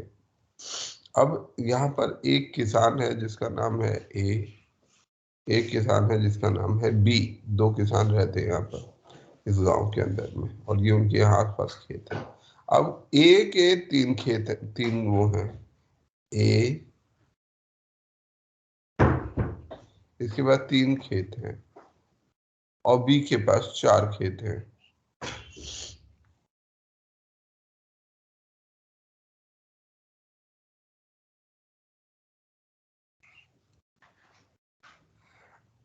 अब यहाँ हम कुछ ऐसा अटपटा देख रहे हैं। अब मान लीजिए A को खेती करनी है, A के पास ये 3 छोटे छोटे खेत के प्लॉट हैं, B के पास 4 प्लॉट हैं। अब इनको अपना अपना काम करना है तो क्या करना पड़ेगा, पहले इस दिशा में जाएगा, यहाँ पर काम करेगा, फिर ये इस दिशा में जाएगा, फिर इस पर बीज बोएगा, फिर इधर जाएगा। ऐसे ही हमारा ये भी काम करेगा, ये अपनी 4 लोकेशन पर घूम घूम के काम करता रहेगा। इस प्रॉब्लम, इसमें कोई दिक्कत है? No sir. कोई दिक्कत यस सर, दिक्कत है। यस सर, है सर। उसका समय लॉस होगा, टाइम लॉस हो रहा है, वेस्टेज हो रही है। एक होती है मेड़, ठीक है भाई, हर आदमी अपने खेत के आसपास एक मेड़ बनाता है चारों तरफ से, ठीक है, ताकि उसका खेत वहां पे मार्क रहे, पता रहे कि ये मेरा खेत है, उसका खेत है। तो वहां पे बीच बीच में ड्रेन्स भी बनाए जाते हैं, तो वो उसमें जमीन चली जाएगी, दोनों में जाएगी। एक तो इसे 4 जगह जाना पड़ रहा है, और दूसरा ये जो मेड़ है, जो उसकी फेंसिंग है, वो उसके लिए नुकसानदायक है। अगर मैं ये करूं किस A की जमीन को एक जगह पर और B की जमीन को एक जगह पर कंसोलिडेट कर दूं, मान लीजिए मैंने ये कहा कि भैया तुम्हारा जो टोटल प्लॉट है 3 बीघा बनता है, 1 बीघा इधर है, 1 बीघा इधर है और 1 इधर है, इनको जोड़ देते हैं, तुम्हारा ये प्लॉट है। अब तुम ऐसा करो, केवल यहीं जाओ, यहीं खेती करो। B को बोलोगे भाई तुम्हारे पास 4 खेत हैं, एक एक बीघा का ले, ये तुम 4 बीघा एक साथ ले लो, अब तुम्हें एक ही जगह पर अपना खेती करना है। तो इसमें क्या एडवांटेज है, हमने ये जो लैंड फ्रेगमेंटेशन हो गया था, उस लैंड फ्रेगमेंटेशन को रिवर्ट करके बड़े बड़े प्लॉट काट दिए। जहां वो छोटे छोटे से प्लॉट थे, हमने ABCD के लिए ऐसे बड़े बड़े प्लॉट काट दिए, जिससे कि अब वो उन्हें अपने ज्यादा घूमने की जरूरत नहीं है, एक ही जगह पर रह के वो काम कर सकते हैं। और उनको, क्योंकि उनका ही खेत है, तो उनको कोई मेड़ बनाने की जरूरत नहीं है। इरिगेशन फैसिलिटी, यहाँ छोटे छोटे प्लॉट थे, वो अपने इरिगेशन फैसिलिटी नहीं लगा सकते थे, पर हो सकता है अब वो अपना समर लगवा लें, अब अपना छोटा सा पानी का इंतजाम कर लें। तो ये जो प्रोसेस होता है, ये कहलाता है भूमि चकबंदी। गांव के भीतर ये कार्रवाई रेगुलर बेसिस पे की जाती रहती है, जिससे कि मैकेनाइजेशन और प्रोडक्टिविटी दोनों बढ़ जाती है। ठीक, ये हमारा वो है। एक और ये चीज की बात कर लेते हैं, परंपरागत कृषि योजना। ये कौन सी योजना हो गई? परंपरागत कृषि योजना। जीरो बजट फार्मिंग सर, इसमें ऑर्गेनिक खाद यूज होता है। जीरो बजट फार्मिंग है या ऑर्गेनिक फार्मिंग। तो हमारे पास भाई ऑर्गेनिक जो फर्टिलाइजर या पेस्टिसाइड है, ये कब से हम इस्तेमाल कर रहे हैं? इनका इतिहास तो शायद 50 साल पुराना भी नहीं होगा। 50 साल सर पहले सिविलाइज जब से हुए तभी से शायद। नहीं, पर फर्टिलाइजर 1970 के बाद। 70-50 के बाद ही हमने ये इस्तेमाल किया भाई, जब लोगों ने इस पर खोज करनी शुरू की। फिर भारत में ये पहुंचे नहीं थे, तो धीरे धीरे भारत में पहुंचे। तो ये सारी चीजें जो हाई यील्डिंग वैरायटी थी हैं। सर पहले मवेशी खाद यूज करते थे, जो नेचुरल जो होता था, जो नेचुरल खाद होती थी पहले वो इस्तेमाल की जाती थी, परंतु धीरे धीरे ये फर्टिलाइजर, जो केमिकल फर्टिलाइजर या पेस्टिसाइड या हाई यील्डिंग वैरायटीज हैं, उनको हम इस्तेमाल करने लगे। तो ये भी हमारे इसके लिए नुकसानदायक है। हमने देखा सॉइल को नुकसान हो रहा है, एग्रीकल्चर। तो इसी को बेहतर करने के लिए ये परंपरागत कृषि योजना काम करती है। अब ये बताओ, ये जो हाई यील्डिंग वैरायटीज हैं, इनका कोई फायदा नुकसान भी है? इनका फायदा तो हमें सबको पता है कि ये पैदावार बढ़ाती हैं, नुकसान भी हो सकता है कोई? Yes sir. यस सर, ये Yes, सीड सर sir. फिर हमारे नेचुरल सीड्स को बहुत ये कर देगा, वो सर डिटोरिएट कर देगा। इसको पानी ज्यादा चाहिए होता है, तो सोइल खराब हो जाती है ज्यादा इरिगेशन करने से, सोइल ये इरोजन सब होता है। मेन यही करता है, हम्म, इससे सॉइल डिटोरिएट हो जाती है सर। अच्छा। सोइल इरोजन होता है। सॉइल इरोजन के अलावा सॉइल की क्वालिटी खराब होती है, आपने बिल्कुल सही बताया। ठीक है, तो ये बड़ा नुकसान करती है जो अदर वैरायटी ऑफ सीड है। ठीक है, जैसे हम लोग एक बार चर्चा कर रहे थे कि चावल ही चावल जो है उसकी कई वैरायटी हुआ करते थे। पहले जब किसान खेती करता था, तो चावल के ही कई वैरायटीज होते थे। चावल राइट फ्रॉम बहुत छोटा चावल जो होता था, एक चावल जीरे जैसा चावल होता था, जीरा जो होता बहुत छोटा, और उसकी पैदावार भी कम होती, पर उसका सर वो टेस्ट या आसाम में अभी भी होता है सर। अच्छा। हाँ, तो उस तरीके का राइस की क्वालिटी थी। कहीं राइस मोटा होता है, कहीं मुझे भी याद है कि हमारे जो गांव से ऐसा चावल आता था, उसे स्पेशली खीर बनाने के लिए इस्तेमाल किया जाता था। उसमें रेड से कलर का रहता था, और तो वो सर चावल वो अभी भी याद है सर। है ना, अभी भी आता है। परंतु धीरे धीरे जो हाई यील्डिंग वैरायटीज हैं, उन्होंने बहुत से चावल के जो डिफरेंट वैरायटीज हैं उनको खत्म कर दिया। अब धीरे धीरे सब जगह बासमती राइस और एक दो तरीके का चावल ही दिखाई देता है। तो ये भी एक नुकसान होता है। हमारे जो अदर जो बायोडाइवर्सिटी है, जो सीड्स हैं, उनको ये नुकसान पहुंचाता है। तो इसी को एनकरेज करने के लिए ये परंपरागत कृषि योजना है कि हम अपने ट्रेडिशनल खेती के तरीके को इस्तेमाल करें, जो जाके ज्यादा हेल्दी भी हैं और लोगों के लिए भी बेटर है। पोस्ट हार्वेस्ट लॉस रिडक्शन, इसका क्या मतलब हुआ? खेती के बाद कि हमारे जो नुकसान किसान समुचित पैसा मिले, उसका प्रॉफिट लगातार बना रहे, और उसमें फूड प्रोसेसिंग इंडस्ट्री, जैसे हमने कल से बात किया, उसका बड़ा योगदान है। और इसी में एक स्कीम है प्रधानमंत्री किसान संपदा योजना, जिसके तहत जैसे मेगा फूड पार्क जो हमने शुरू में बात की थी, उनको बनाए जाने का प्रस्ताव है। ई नाम नेशनल एग्रीकल्चर मार्केट, ई नाम बनाया जाने का प्रस्ताव है, बनाया जा रहा है, कि जिससे कि हम अपने जो एग्रीकल्चर प्रोडक्ट्स हैं उनको इलेक्ट्रॉनिक मीडियम में बेच सकें। ई नाम। क्रेडिट फैसिलिटी और इंश्योरेंस दिलवाना, फसल बीमा योजना, ये सब कुछ अचीवमेंट्स हैं। बहुत सारी और चीजें, जैसे ब्लू रेवोल्यूशन या वाइट रेवोल्यूशन को करने के लिए कोशिश की जा रही है। जो इससे महत्वपूर्ण खेती से संबंधित कमिटीज हैं, अशोक दालवाई कमेटी और शांता कुमार कमेटी। आप लोग कोशिश करें, इनको एक बार देख लें, व्हाट डज दीज टू, विशेष रूप से अशोक दलवाई कमेटी, इसने हमें क्या बताया है। और अंत में एमएस स्वामीनाथन की बात से हम आज के इसको एग्रीकल्चर पर खत्म करें, तो कि एग्रीकल्चर अगर फेल हुआ तो सब कुछ फेल हो जाएगा। ठीक है, इसे कोई चीज दोहराने की कोई विशेष आवश्यकता है भी नहीं। ठीक, अगला जो हमारा टॉपिक है वो है लैंड रिफॉर्म्स। महत्वपूर्ण टॉपिक है, पर इसे हम कम शब्दों में ही खत्म करेंगे। लैंड रिफॉर्म्स क्या है? What is land reform? आप लोग बार बार इस शब्द को सुनोगे, लैंड रिफॉर्म्स होने चाहिए, लैंड रिफॉर्म्स होने चाहिए। What is land reforms? Landless लोगों को जमीन देना, जिसके पास बहुत ज्यादा जमीन हो उनसे लेकर।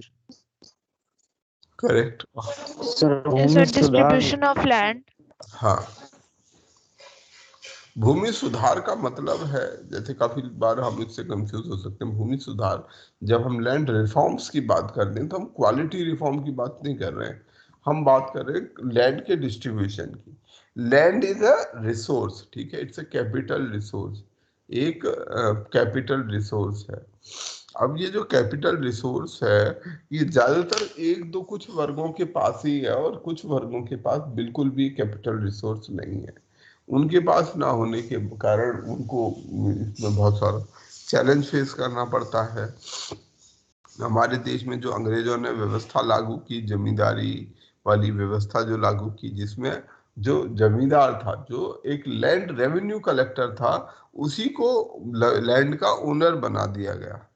ठीक है, तो जमींदारी व्यवस्था ने जो है, एक तो लैंड टैक्स बहुत ज्यादा लगान बढ़ा दिया, दूसरा हमारे जो किसान थे, जो ओनर थे, उनको जो है उस किसान उसका जमीन का केवल एक किराएदार के तौर पर बटाईदार बना दिया, ओनर से हटा दिया। तो जब देश आजाद हुआ तो इस बात की मांग थी कि हमें जो है किसी तरह से इस सिस्टम को बदलना चाहिए, और ये जो जमीनें हैं, वो ये जमीनें उनको दे दी जानी चाहिए जो उसको एक्चुअली में जिस पर काम करते हैं, जिसके कारण वो जमीन जो है वो रहती है। तो हमें लोगों को, यानी कि हमारे को, जो हमारा किसान जो उसमें एक्चुअली खेती करता है, उसको वो जमीन दे दी जानी चाहिए। तो ये प्रस्ताव, लैंड रिफॉर्म का प्रस्ताव, आज़ादी के पहले से चालू था, आज़ादी के बाद प्रस्तावित भी हुआ, परंतु ये बहुत आगे तक नहीं जा पाया। हमारे देश में जो लैंड रिफॉर्म्स थे वो बहुत अच्छे तरीके से, स्ट्रॉन्ग तरीके से हो नहीं पाए। Hello sir. हाँ जी, बोलो। सर लैंड कंसोलिडेशन, सर जैसे आपने बताया सर, वो भी एक लैंड रिफॉर्म्स का एक पार्ट है। हाँ बिल्कुल, वो एक यस हिस्सा सर, है, यस उसी सर। का एक हिस्सा होता है। पर जो लैंड रिफॉर्म जिसकी हम मूलतः बात करते हैं वो है लैंड डिस्ट्रीब्यूशन, कि जो लैंड डिस्ट्रीब्यूशन है वो हमारा बेहतर होना चाहिए। जब तक लैंड डिस्ट्रीब्यूशन सही नहीं होगा, तब तक जो है हम बेहतर एग्रीकल्चर और रूरल डेवलपमेंट के बारे में सोच भी नहीं सकते। ठीक है, इसका उद्देश्य है कि जितने इंटरमीडियरी जमींदार लैंड होल्डर इनको रिमूव करना और जमीन पर जो किसान है, जो बटाईदार है, उसकी भागीदारी को सुनिश्चित करना। लैंड सीलिंग, इसमें एक और चीज है, land ceiling act. What is land ceiling act? ये सुना हुआ है आप लोगों ने? लैंड सीलिंग एक्ट है। यस सर, सुना हुआ है। यस सर, सुना है। Land ceiling act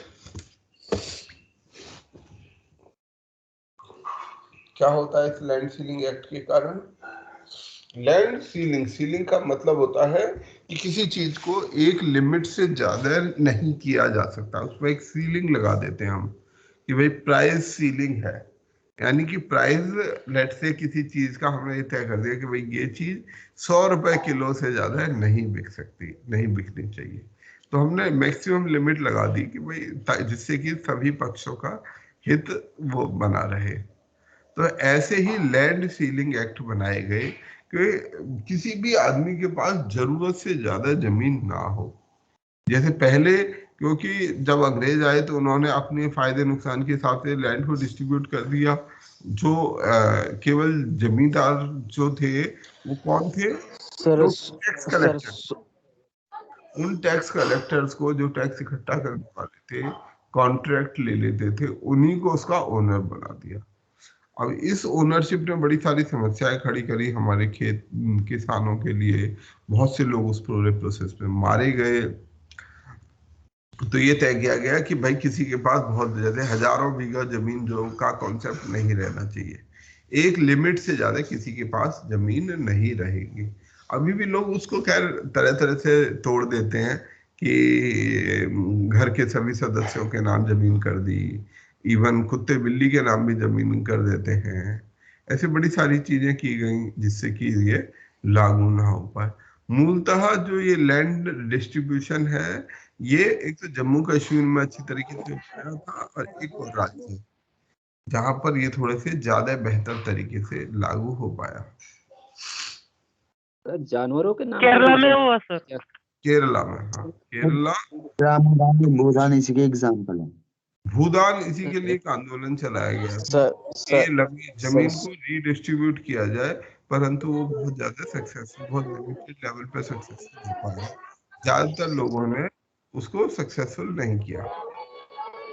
sir land ceiling में 16 एकड़ से ज्यादा जमीन नहीं रख सकते सर। अच्छा, 16 एकड़ जमीन नहीं। सर 16 एकड़ से मतलब संचित जमीन है सर। हाँ ठीक, ऐसे ही लैंड का ये ठीक है, मुझे नंबर नहीं पता था कि कितना इसमें वो है। इसके अलावा जैसे जो जमीन SC ST की जमीन है वो शायद हाँ जनरल नहीं ले सकता। ऐसे ऐसे कुछ कुछ प्रावधान इस लैंड सीलिंग एक्ट में लगाए गए हैं, जिससे कि जो लैंड की ओनरशिप है वो सही तरह से बनी रहे। और इसको प्रावधान को हमारे DPSP में एज 48 आर्टिकल में भी इनको मेंशन किया गया है। तो ये हमारे 2-3 फेज हैं लैंड रिफॉर्म बिफोर इंडिपेंडेंस। जब आज़ादी हुई से थी उससे पहले से ही लैंड रिफॉर्म की शुरुआत हो गई थी। उसके बाद जब आज़ादी के बाद में जमींदारी प्रथा को ख़त्म किया गया, महलवाड़ी जमींदारी प्रथा को ख़त्म किया गया, टेनेंसी रिफॉर्म्स किए गए, जो बटाईदारों के लिए थे उनके में रिफॉर्म किए गए, कोऑपरेटिव फार्मिंग को एनकरेज किया गया और लैंड कंसोलिडेशन पर जोर दिया गया, यानी जो चकबंदी थी उस पर जोर दिया गया।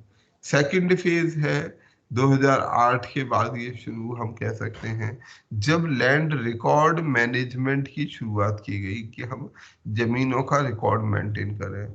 बहुत ज्यादा सफलता मुझे नहीं लगता कि अभी इसकी हुई है, क्योंकि हम इसके चर्चा नहीं कर पा रहे हैं।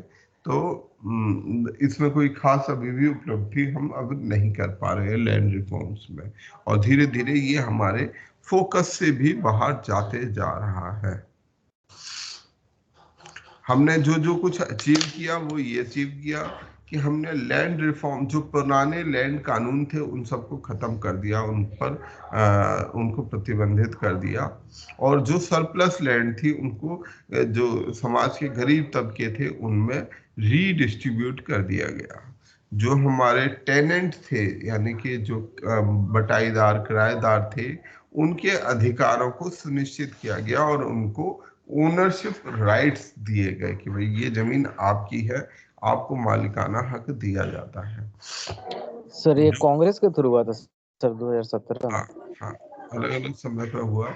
फिर जो lower caste, so called lower caste है, जो निम्न कही जाने वाली जातियां होती हैं, उनके लोगों को भी इसमें अधिकार दिए गए, ज्यादा से ज्यादा अधिकार दिए गए।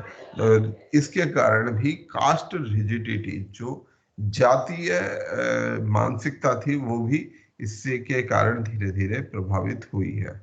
इसने हमारे देश में प्रोडक्टिविटी को बेहतर करने में अपना योगदान दिया है। ठीक है, ज्यादा बेहतर प्रोडक्टिविटी इसके कारण, जो चकबंदी है उसके कारण हो सकी, और हमारी जो फंडामेंटल इकोनॉमी है उसमें इसका एक महत्वपूर्ण योगदान है।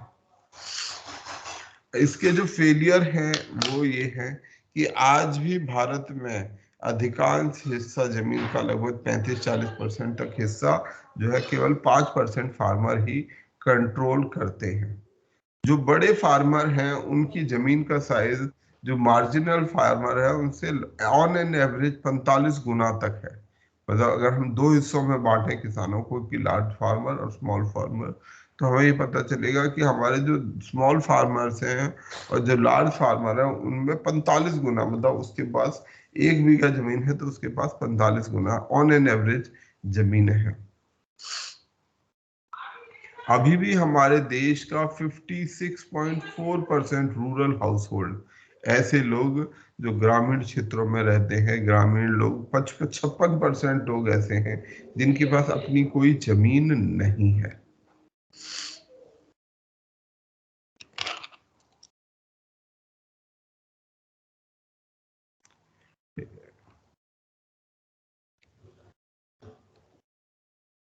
इसके कई सारे कारण है कि फेल होने के। हमारे देश में आज भी जमीन जो है एक प्रेस्टीज का, सोशल प्रेस्टीज का हिस्सा है, कोई भी इसको छोड़ना नहीं चाहता। परमानेंट सेटलमेंट जो लागू किया गया था और लैंड रिकॉर्ड का ना होना, ये हमारे लिए एक बड़ा प्रॉब्लम है कि हमारे देश में कोई सिस्टम ऑफ लैंड रिकॉर्ड नहीं है कोई अच्छा, कि किस प्रकार से हम जमीनें पता चले कि कौन उसका मालिक है। लैंड रेवेन्यू एडमिनिस्ट्रेशन बहुत पुअर है हमारे देश में। ब्यूरोक्रेटिक एपाथी, मतलब कि जो हमारी ब्यूरोक्रेसी है वो बहुत स्लो और बहुत इनफेक्टिवली काम कर पाती है। और अब सबसे बड़ी दिक्कत ये है कि लैंड रिफॉर्म अब इस समय पॉलिटिकल पार्टी के एजेंडा से ही गायब हो गए। आज के समय में कोई ये बात ही नहीं करता कि लैंड रिफॉर्म, भूमि सुधार होने चाहिए। अब इसके लिए क्या क्या करना चाहिए? लैंड रिकॉर्ड मॉडर्नाइजेशन या computerisation, modern agriculture land leasing act, इसको लागू किया जाना चाहिए, लैंड लीजिंग एक्ट को। कॉन्ट्रैक्ट फार्मिंग के जो मॉडल है उनको प्रमोट किया जाना चाहिए, ये हमारा प्रस्तावित है। कोऑपरेटिव फार्मिंग को एनकरेज करना चाहिए, प्रोड्यूसर ऑर्गेनाइजेशन को एनकरेज करना चाहिए। जो हमारे देश में छोटे और मझोले किसान हैं उनको क्रेडिट की फैसिलिटी को एनकरेज करना चाहिए, जैसे जनधन योजना, किसान क्रेडिट कार्ड। और जो लैंड होल्डिंग्स हैं उनकी चकबंदी की जानी चाहिए, कंसोलिडेशन होना चाहिए। और जैसे वेस्ट बंगाल और land reform West Bengal Kerala में हुए हैं, उसी प्रकार के लैंड रिफॉर्म बाकी देश के हिस्सों में भी होना चाहिए। तो फ्रेंड्स, ये आज के लिए हम यहीं रुकते हैं। ठीक है, और आप लोग एग्रीकल्चर को अच्छे से पढ़िए। एग्रीकल्चर हमारे लिए बहुत ज़्यादा महत्वपूर्ण विषय है, करंट अफेयर का विषय है, अन्यथा एक महत्वपूर्ण विषय है। तो आप लोग इसे पढ़िए और कल हम लोग मिलते। कल मैं क्लास सुबह नहीं लूंगा, ठीक है? तो कल की क्लास सुबह नहीं होगी, और किस समय होगी वो मैं आपको बता दूंगा, ठीक है? Okay sir. Okay sir. Thank ji sir, thank you sir. Thank you sir, you sir. Thank you sir. Thank you sir. Thank you sir, thank you sir.